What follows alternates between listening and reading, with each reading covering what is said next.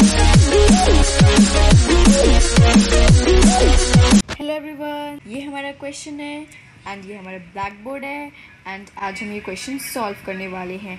सो जल्दी से हम क्वेश्चन को रीड करते हैं, समझते हैं एंड देन उसका सॉल्यूशन भी लिख लेते हैं। So adjacent sides of rectangle are in the ratio 5:12 if the perimeter of the rectangle is 34 centimeter. Find the length of the diagonal. तो सबसे पहले इस क्वेश्चन में हमें एक रेक्टेंगल गिवन है जिसकी जो एडजेसेंट साइड्स है, जिसका मतलब क्या है, एडजेसेंट साइड्स यानी कि ये वाली साइड्स और ये वाली साइड्स, ये और ये, ठीक है।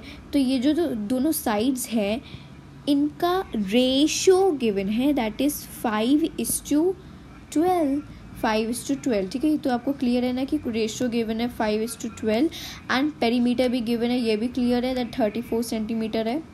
Perimeter 34 centimetre, perimeter is equals to 34 centimetre. तो ये तो क्लियर है बिल्कुल कि क्या हमें गिवन है।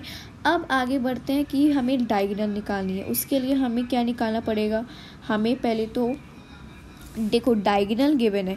अब प्रॉपर्टीज़ ऑफ रेक्टेंगल पे चलो कि प्रॉपर्टीज़ क्या है। देखो रेक्टेंगल की जो अपोजिट साइड्स हैं यानी कि ये अपोजिट साइड जो है रेक्टेंगल की, आपको पता है ना, वो इक्वल होती है ना। यानी कि ये और ये इक्वल होंगी और ये इक्वल होंगी। तो अपोजिट साइड तो हमें पता है ना कि रेक्टेंगल की इक्वल होती है। जो रेक्टेंगल की एंगल होता है ना, एंगल वो 90 डिग्री होता है। यानी कि इधर ये जो एंगल है वो 90 डिग्री होता है और हर एक एंगल 90 डिग्री होता है। तो ये आपको याद रखना है।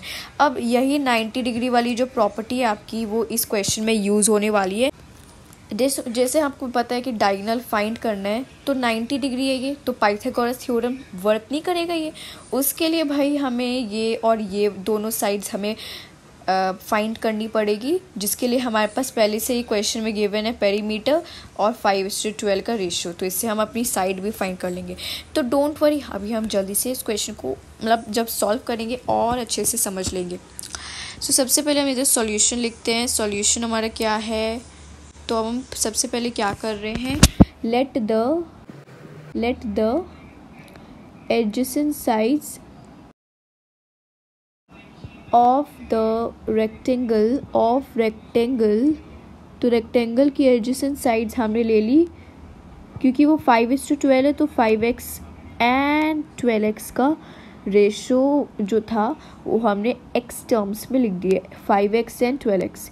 तो ये आपको ये इधर देखना है, 5x and 12x। 5x and 12x क्या है, अब हम मेरी ये 5x एंड 12x मेरी लेंथ और ब्रेड्थ हो गई है। तो हमें पता है कि पेरीमीटर जो होता है, पेरीमीटर ऑफ रेक्टेंगल, वो क्या होता है, perimeter of rectangle is equals to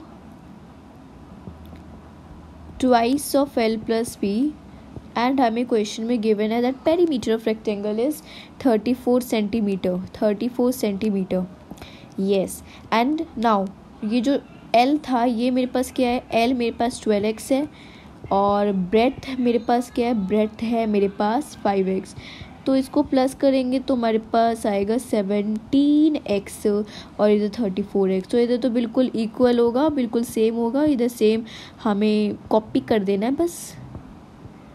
अब देखो जैसे कि हमें पता चल रहा है कि x की वैल्यू 1 आएगी, क्योंकि इधर 34 को हम इधर LHS पर ले जाएंगे तो फिर ये 1 आएगी।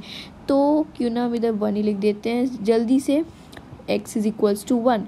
या मैं सॉल्व करके भी दिखा देती हूँ कि क्यों 1 है, क्योंकि ये कट हो जाएगा तो फिर x is equals to 1, x is equals to 1।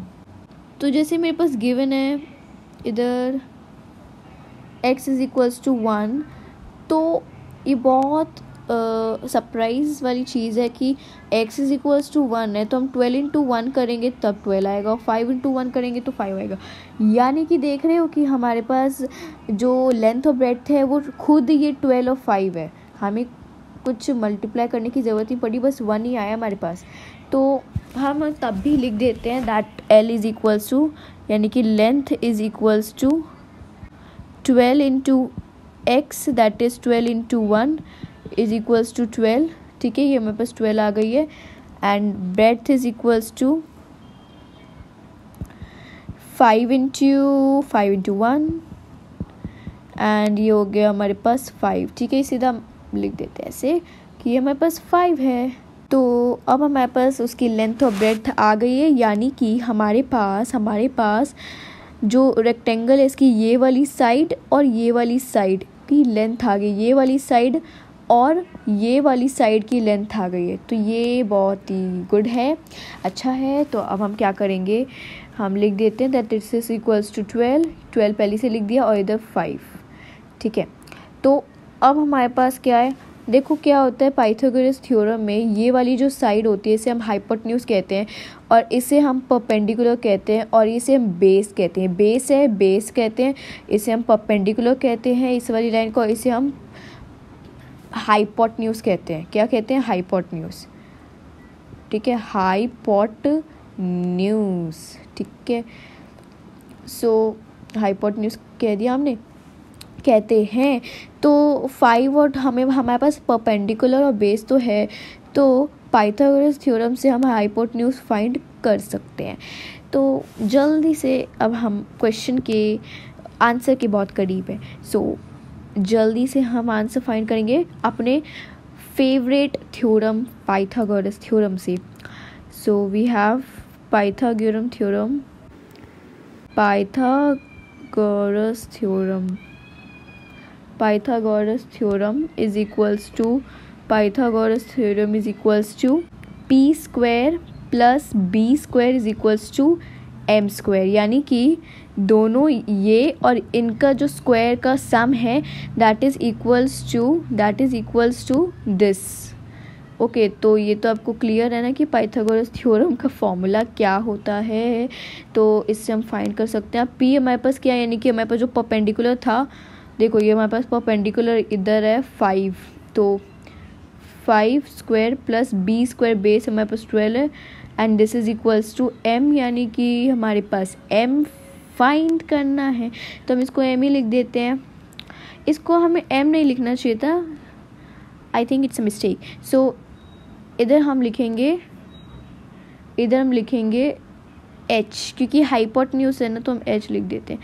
तो ये h स्क्वायर। ठीक है, नाउ 5 स्क्वायर 25, तो हम उसे सॉल्व करते हैं। 25 plus 5 square plus 12 square, so it is 144, so it is equals to h square. Now इसे प्लस कर लेते हैं तो हमारे पास वो 169 आ जाता है। आपको पता है 169 किसका स्क्वायर है, तो 12 स्क्वायर होता है 144, तो 13 स्क्वायर है हमारे पास 169। वैसे ही हमारे पास 14 स्क्वायर भी लर्न हो जाता है 196, क्योंकि 13 का 169 तो लर्न है ही, 14 का लर्न करने के लिए हमारे पास 13 है, क्योंकि ये 169 है तो 9 और 6 में बस थोड़ा चेंज हो जाता है इधर। तो ये हमारे पास है 13 स्क्वायर है, 169 किसका स्क्वायर है, 13 का स्क्वायर है। ओके, 13 का स्क्वायर है, सो हम इसे लिख सकते हैं 13 स्क्वायर।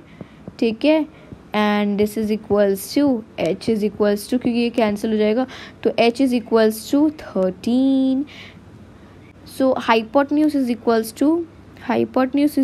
टू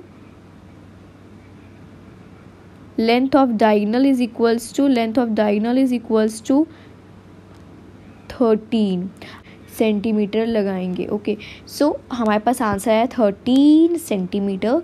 क्या हाइपोटेन्यूज या फिर लेंथ ऑफ द डायगोनल क्या है, 13 centimetre. So I hope you understood this question. Thank you.